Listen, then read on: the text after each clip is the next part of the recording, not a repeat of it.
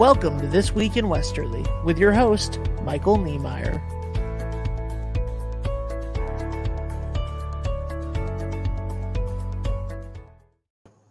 Good morning, everyone. Welcome to This Week in Westerly. I hope you've had a good week in Westerly. Sorry we're 10 minutes late. I was having some trouble giving my daughter her medicine, and now here I am. I want to go over some of the news going on in town that might impact you, and some that just might be of interest. One of them, I want to give a big congratulations to Westerly's own Logan Helwig. He has completed apparently what was something he has thought about his entire life, a swim from Block Island to the mainland to see whether or not it was possible, and he has done it. It took 4 hours and 9 minutes. He swam 9.72 miles, and while Logan was out there, he saw some turtles, seals, and dolphins. The dolphins got particularly close. It's so good to know that this the excitement of Westerly's beach culture is alive in this younger generation. Logan, thank you for keeping that alive and for this amazing feat here in Westerly. Let's see, what else? Oh, we also have, as you saw during our last episode, officially a mask mandate for children going back to school. Just a quick reminder, your children's teachers did not impose the mandate. So if you're angry about it, can't talk to them about it, there's nothing they can do. But however you feel about it, let's just get through this next period of time together as a community, and we'll get through to the other side as we always have. The last little bit of news I wanted to go over, the state has put together a Rhode Island Shoreline Access Committee. We are possibly, I think, the only state where citizens have an inherent right to shoreline access, a constitutional right.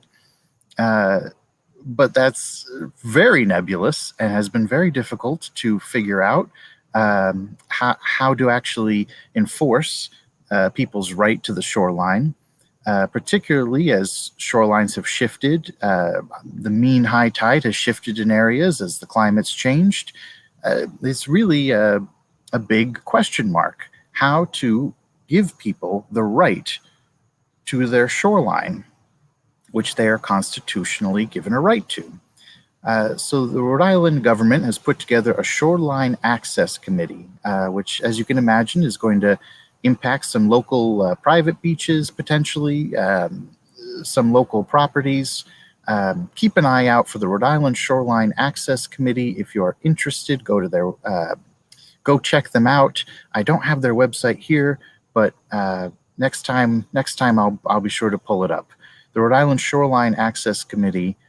Check it out if you're interested in the issue of shoreline access. Today's guest is someone who's very special to me. He's one of my closest friends.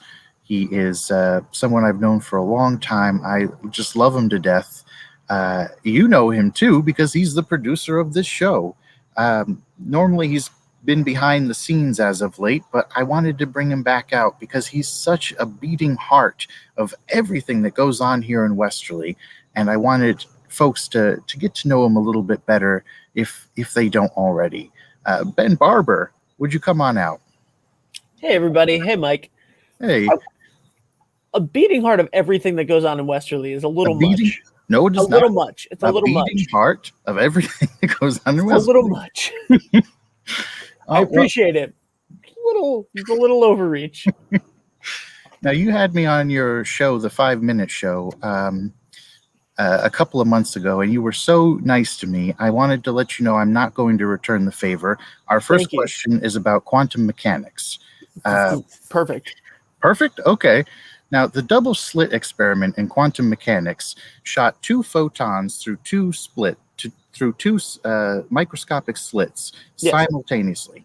Sorry, let me start again. It was actually 1 photon going through 2 slits. Yes. Now, that sounds impossible, but if you do not observe the photon as it goes through the slits, it goes through both slits simultaneously and interferes with itself. The reason they know this is because it produces a wave effect rather than just a simple particle moving through space.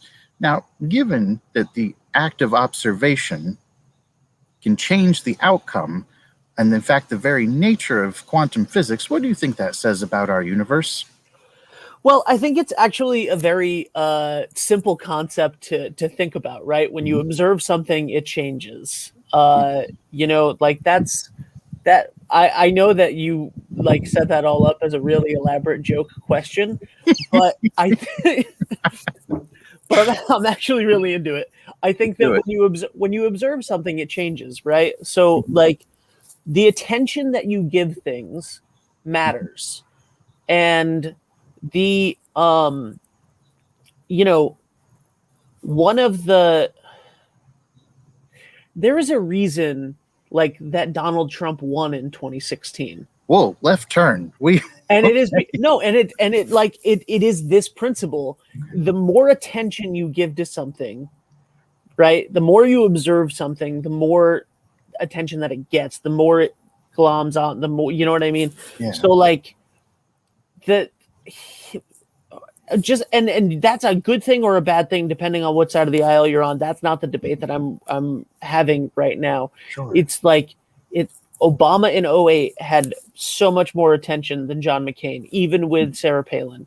Like those are and yes, Trump had more of the attention again this time, but it's why it grows, and it's why we had like the January 6th stuff.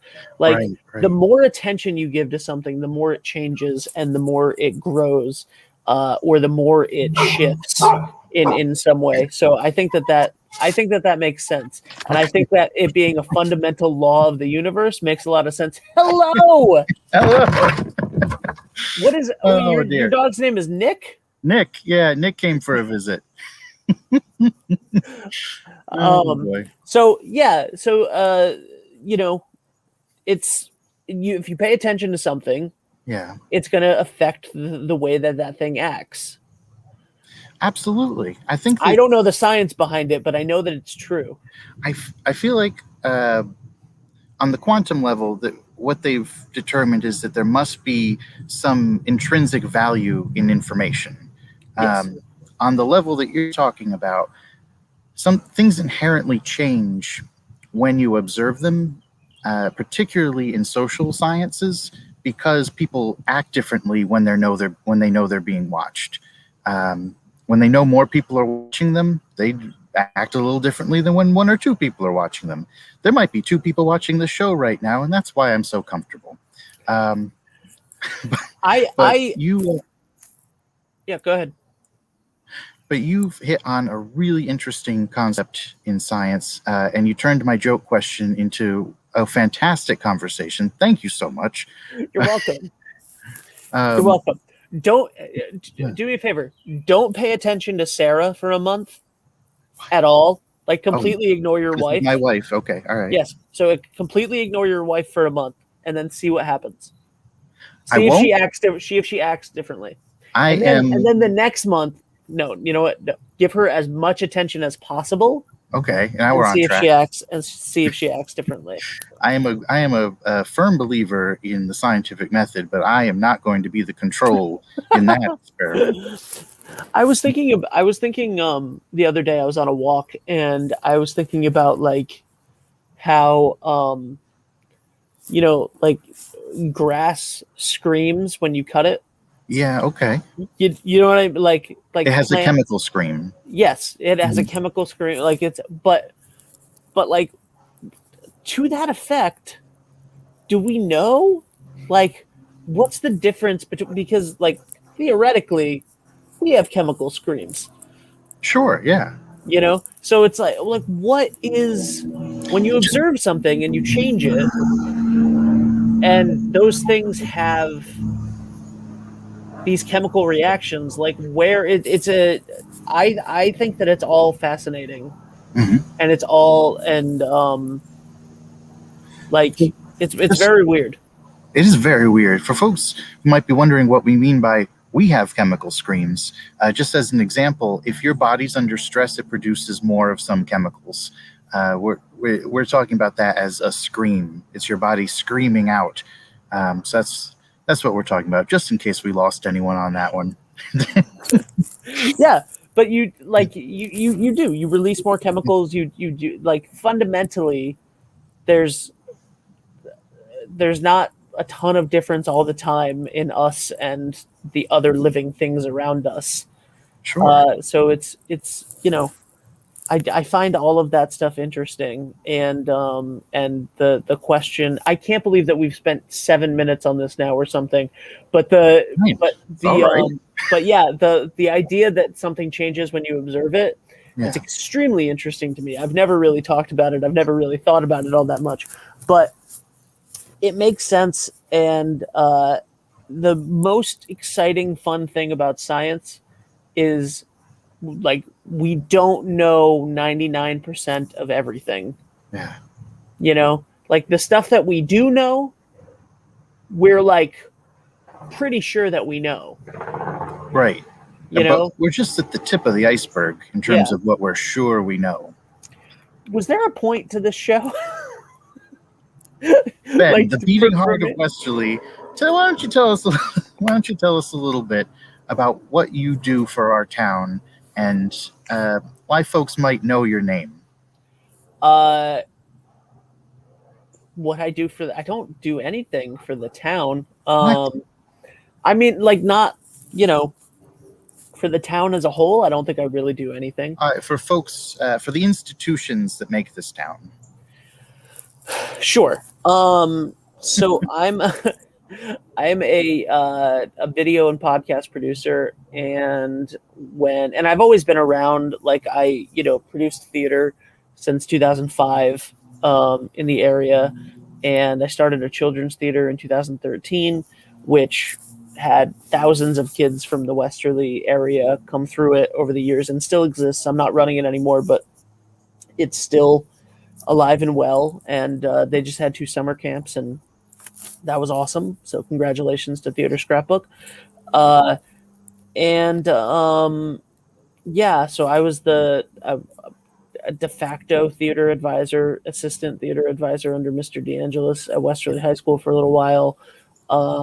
I did the Musqueamican Beach podcast for a little bit, and I still do a lot of their, like, the summer is coming stuff this year, and the pack a suitcase and take a staycation from the north end, from the north end of Rhode Island to the south. That whole campaign was me last year. So I do a lot of stuff with Musqueamican Beach. I was the producer for the Olean Center show for a while. This Week in Westerly, obviously, with you. A couple different churches in town I'm the producer for. We just try to get the word out for anything that needs to be happening in Westerly as much as possible, which is the goal of this show. But I don't know. Like, there's other, and then there's stuff like wider that affect Westerly, but they're like, I'm the producer for the governor and lieutenant governor for their live streams on their Facebook pages, community conversations with the Governor Dan McKee, and the Rhode Island Small Business Town Hall with Lieutenant Governor Sabina Matos.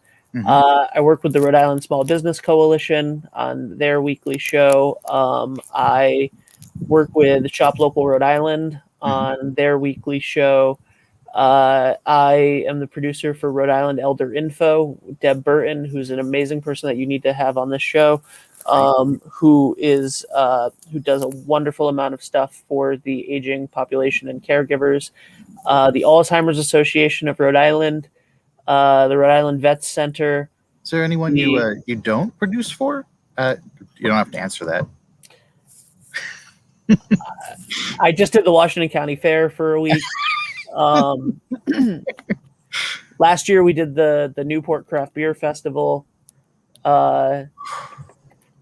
You are one of the busiest men I know, and it's because if you think about it, during this past year, so many of the institutions you talked about, the Washington County Fair, the churches, they literally could not have functioned without your services. What was that like to be the linchpin for so many institutions that people really depend on for a sense of community? Super weird, man. Uh, was super weird. The you know when the world started to melt in March of 2020. Sure, I remember. Yeah, that old thing.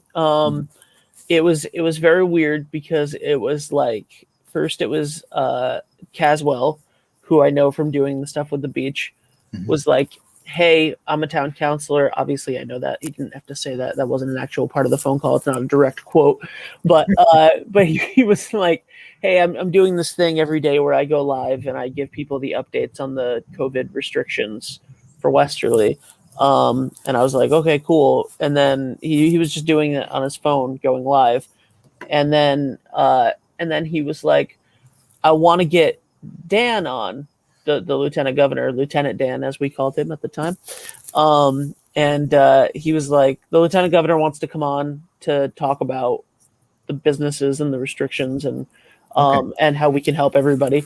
And Facebook for a really long time, and they have it again, but in November 2019, Facebook got rid of the live stream feature where it allowed you to bring somebody else onto your live stream just from your phone. Okay. You used to be able to, from like 2016 to 2019, you used to go live on your phone and then add somebody to the call, and then you could both go live on Facebook. And in November 2019, Facebook said live streaming is not happening. Nobody cares about live streaming. We're taking away this function. Uh, so so this was the Thursday of, it was like 2 days after St. Patrick's Day. Caswell was like, I need to get Dan on the show. And I was like, okay, cool. We can do that. We can go live on Zoom and switch over. And then we did it. And he was like, great. So I'm going to get every aging rock star that's ever come through Musquamaket to come on every single night and perform and have an interview for everybody in town. Okay. So we did that, and we talked to like John Ford Coley and people that worked with and John Batdorf and people that worked with John Lennon and Billy J. Kramer and like Denny Lane from Wings, and these like really awesome names came on and did that show. And then Dan, the governor Dan McKee, was like, I need to do this. So he hired me to produce his show. And I was very confused at that point because I was a podcast producer that didn't do a ton of stuff. I mostly took care of my parents. And then the lieutenant governor's communications director was calling me like, hey, we need to know how to get 500 people onto a Zoom call. And that was really strange. And then once that happened, everyone else called as well.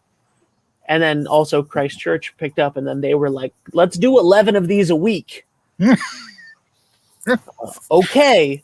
And then before I knew it, I was producing like 60 streams a week for different organizations, and everybody that needed a fundraiser or a virtual event or something were calling me, because for some reason I was like the only person in the state that did it. It was very strange. Sure. I still don't know. They wanted quality. Yeah, but I mean, I don't know. Anyway, it was very nice. And what happened was we were able to help these organizations, like, with Musquamaket Beach, in lieu of Springfest last year, we did an online music festival, and we raised a couple $1,000s for the One Fund for the Chamber of Commerce to help all the small businesses. Nice. And yeah, and then we did like the Rhode Island Military Family Relief Fund. Nice.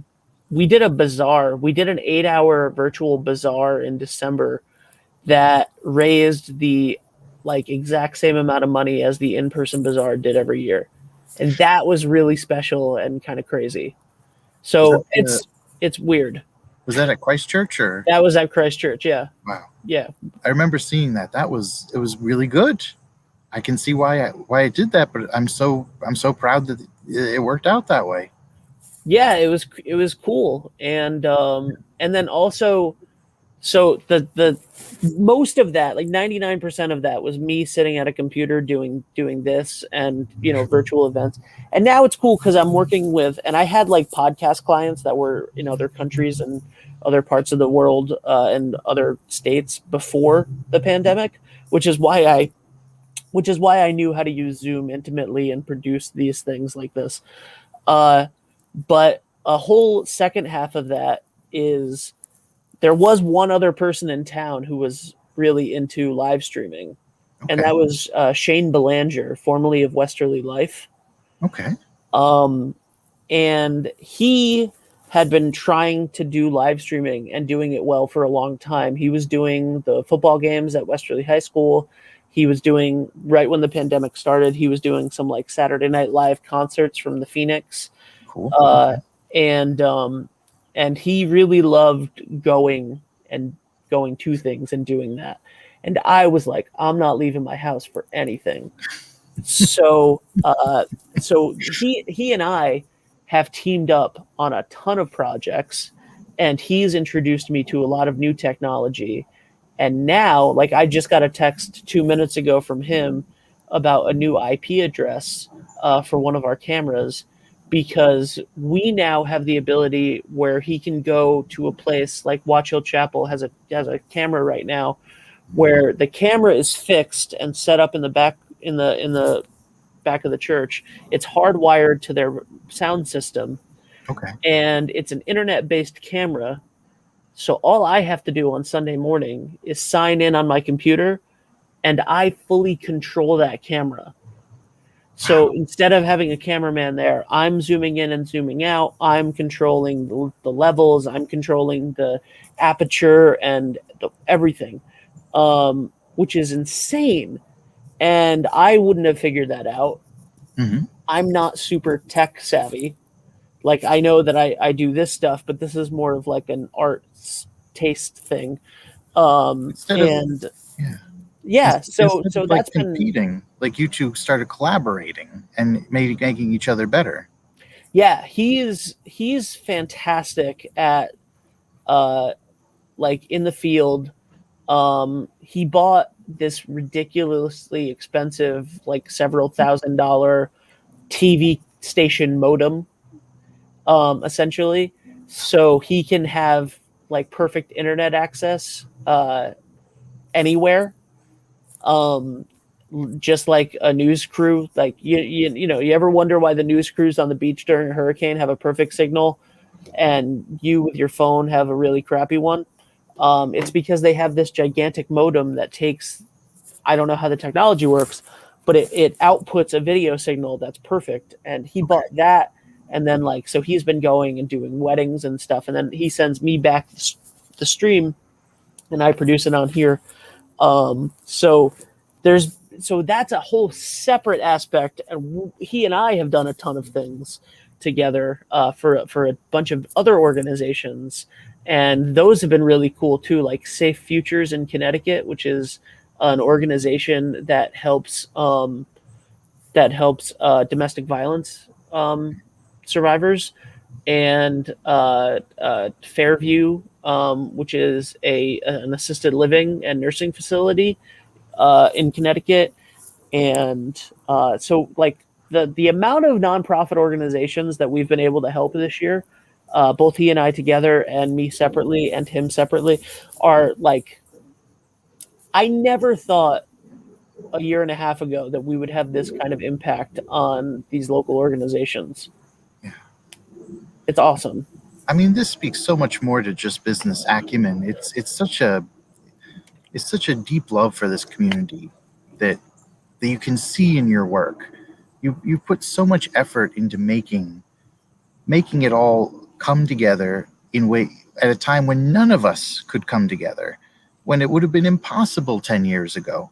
You and with Shane figured out how to use the modern technology to not just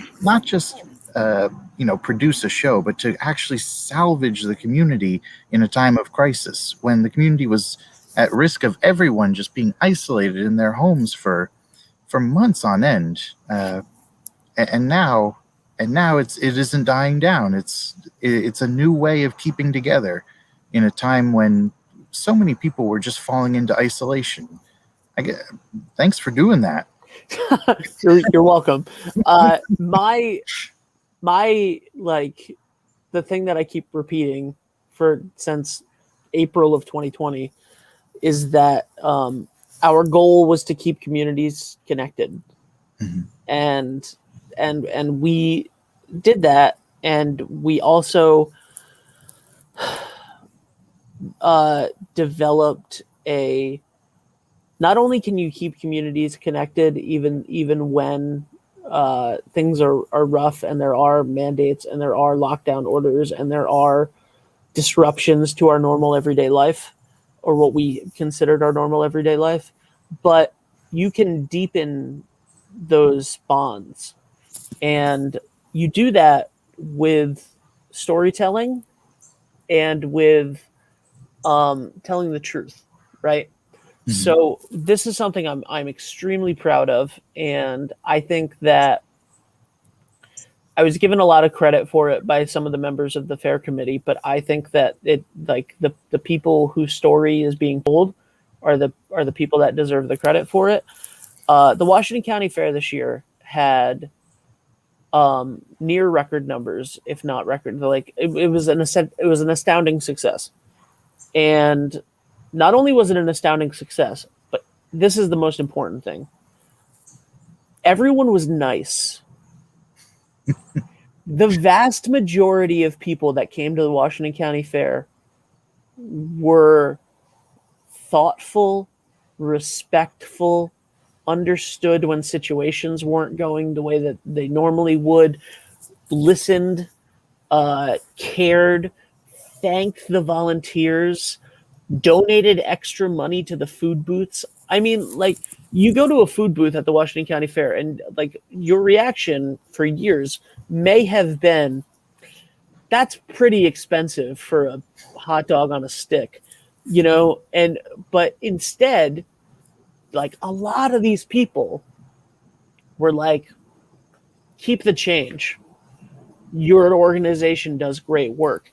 And that's because most people never thought about the fact before the virtual fair, before we started talking about it, before we started publicizing it and telling these people's stories, these organizations' stories, that the food that you get at the fair is run by 26 nonprofit organization food booths, right?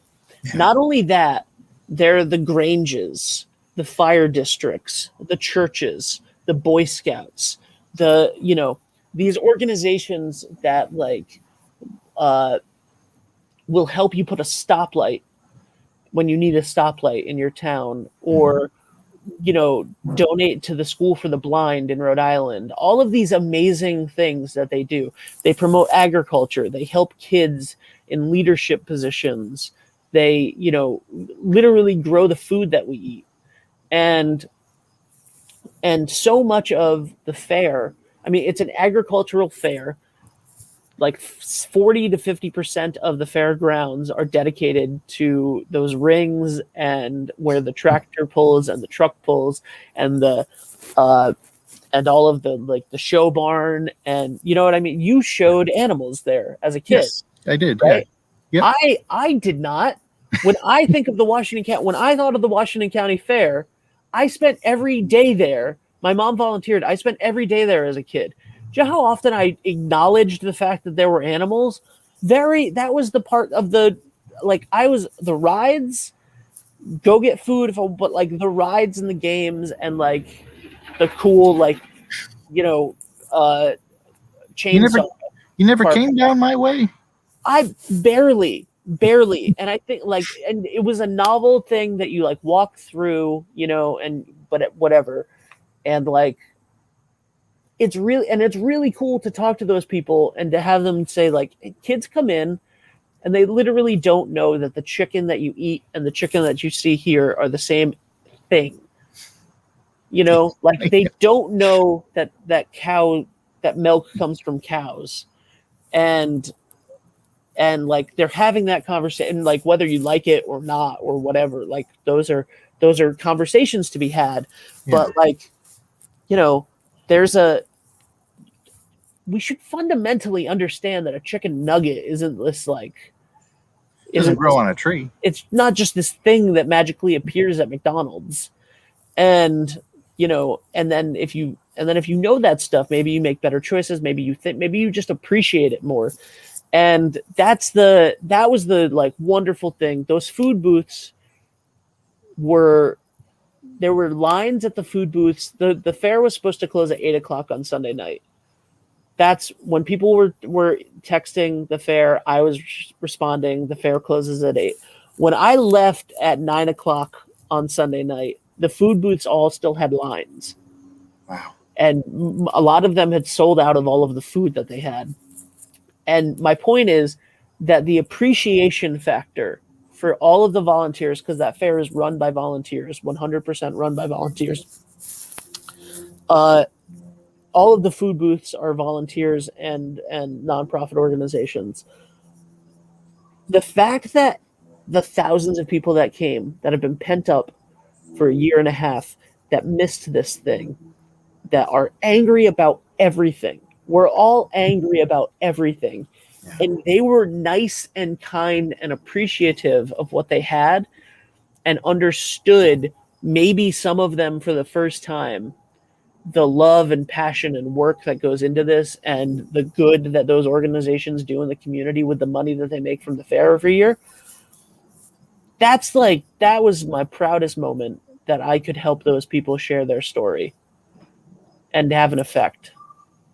Well, my intention in having you on here today was to thank you for deepening the ties of community that bind us together, and to show you the appreciation that you deserve for doing that. So thank you so much for all you've done for our community. Is there anything you want to say to close out?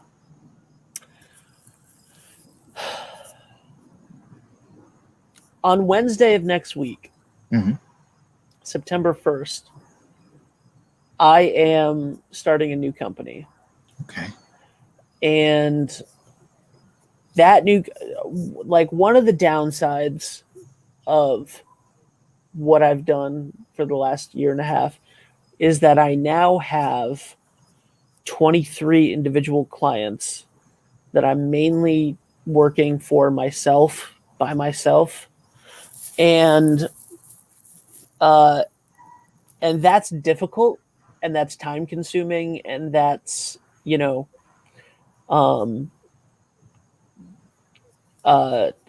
a lot. My 6-year-old godson doesn't want me to put him to bed anymore because I don't see him enough. So I'm starting a new company with a good friend of mine, and we're announcing it on Wednesday, and it's awesome, and it's a lot of the same stuff that we've been doing, but we're broadening it, and we're going to be offering it to other to larger organizations, and getting other people to do some of the stuff that I'm doing right now, et cetera, et cetera, et cetera. And DMB Media is going to stop taking clients. Okay. So I'm going to stop taking new clients, September 1st.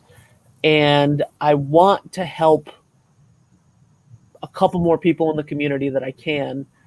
And I'll still do it. Like we're not stopping the RI Elder Info, the Alzheimer's Association, the fair, the churches, none of that is stopping. But new organizations coming in, I had to put a cap on. Okay. For myself for now.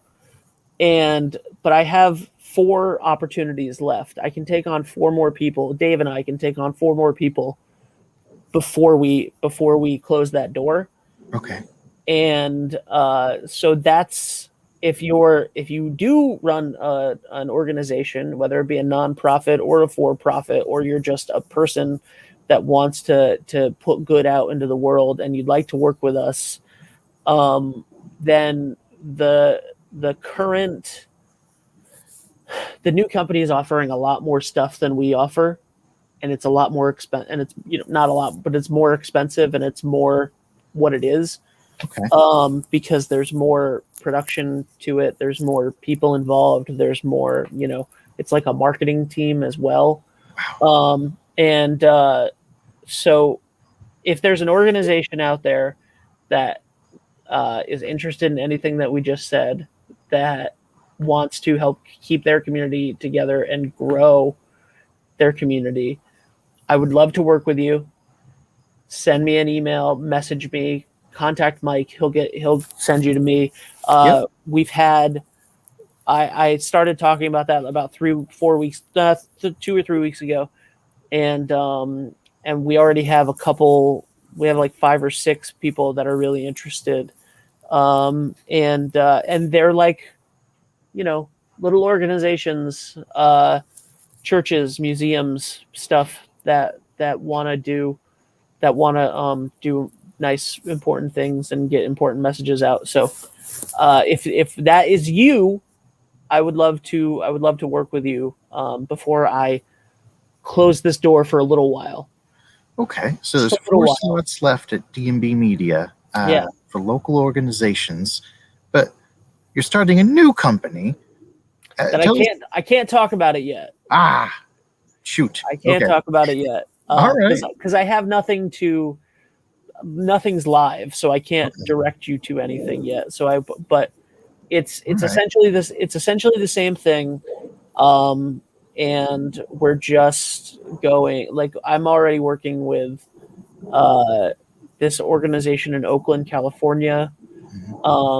That's a pretty big organization out there that helps minority-owned businesses and students and young artists and all. So, like, those are kind of, we're expanding even more outside of here. Sure. But I want to make sure that everyone here has an opportunity to do this. And also, I'll consult for anybody. So if you can't, I'm happy to. I love to talk, so I'm happy to talk to anybody that wants to talk about whatever they need.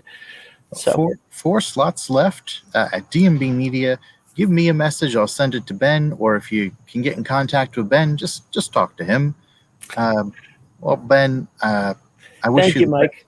Mike, do you have anything big going on next month? No. All right, see you, buddy. See ya. That was Ben Barber.